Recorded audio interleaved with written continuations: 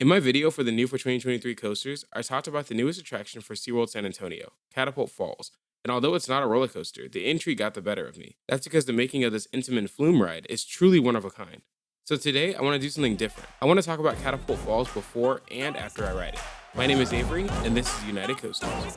This whole section of the video is going to be me talking about Catapult Falls solely from the animations, because surprisingly, I haven't seen any actual POVs of it. So I'll start off with general pictures and the videos that SeaWorld San Antonio has provided, and then show my original footage once I ride it. From the initial wide shot, the ride looks like it takes up a major footprint in the area and offers a lengthy experience. Actually, a quick Google search says that it's 5 minutes long.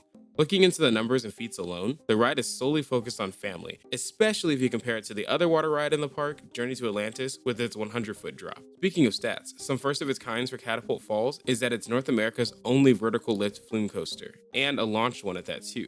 The elevator is claimed to rise 7 feet per second, and the launch is about 20 miles per hour. Now, I know that these numbers aren't super fast, but I'll take it with a grain of salt, considering that it's the first time I've ever heard of a flume ride offering a launch. The tallest point on this ride is the top of the lift, where you rise up 55 feet, falling at an angle of 53 degrees. That angle of descent ties it as the steepest log flume drop in the world, with the other being another intimate log flume ride named Chiapas at Fantasia Land in Germany. The part that excites me the most for Catapult Falls is the potential of airtime after you rise up from under the bridge on that last drop. With all that being said, here are the major things that I personally want to test and feel on this ride. In no particular order, we have the height. If Catapult Falls puts up claims to its speed and angle of descent, then I want to know if there's actually something to talk about there. Number 2, the dispatch and comfort of the ride. Most coasters and rides at SeaWorld San Antonio have a pretty decent dispatch time, but for a long ride like this, I want to see how many can operate at the same time and if its seats are any good. Number 3, the forces of the ride. Kind of in tandem with number 1, but I got to know if there's any type of lateral or vertical forces on this flume ride. Most importantly, if any of the splashes are good. And lastly, we have number 4, the presentation. SeaWorld San Antonio is not known for its theming on its rides, but mostly everything looking like painted metal. I'm not expecting a spectacle like Chiapas with its theme and effects and backward spots, but if other SeaWorld parks can offer better effort with their theming, why not San Antonio's? Alright, I got the main points and I'm only going for Catapult Falls. I'll see you there in a bit. 2, 1, United Coaster!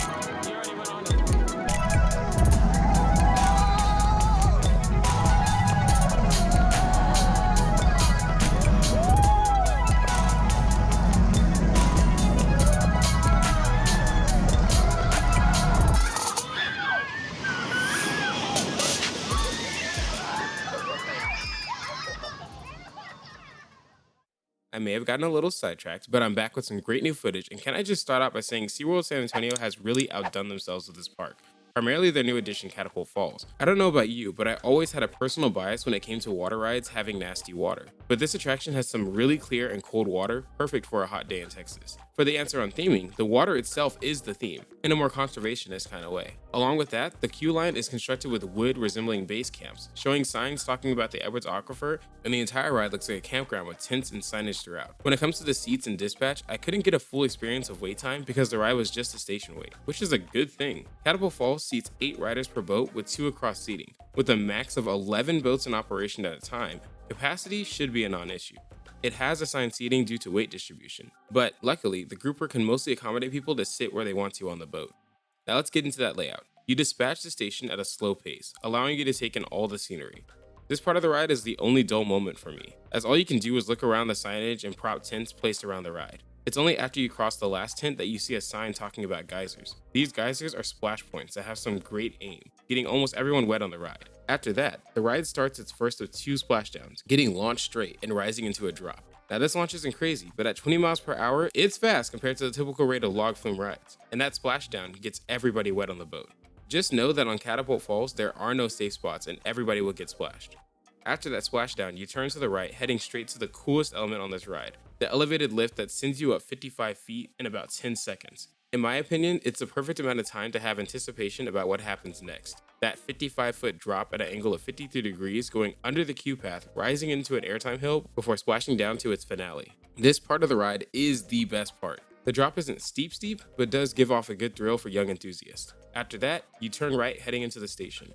Catapult Falls is an intimate family flume ride made for families. I'm saying that because even if you have kids who are under the minimum of 42 inches, there's a splash zone for them to still have fun near the entrance of the ride. And if you're looking at the hype of this ride, then it hits on all cylinders considering the geysers, launch, and final drop. But going more into the details, the airtime hills are virtually non-existent for adults. I know that's not the demographic that SeaWorld is aiming for on this ride, but if you're going to be stressing that on your website, then you think it would be an actual highlight. Despite that little inconsistency, Catapult Falls is a truly unique experience. SeaWorld San Antonio has a great lineup of rides and coasters, and this new addition adds yet another reason to visit this park.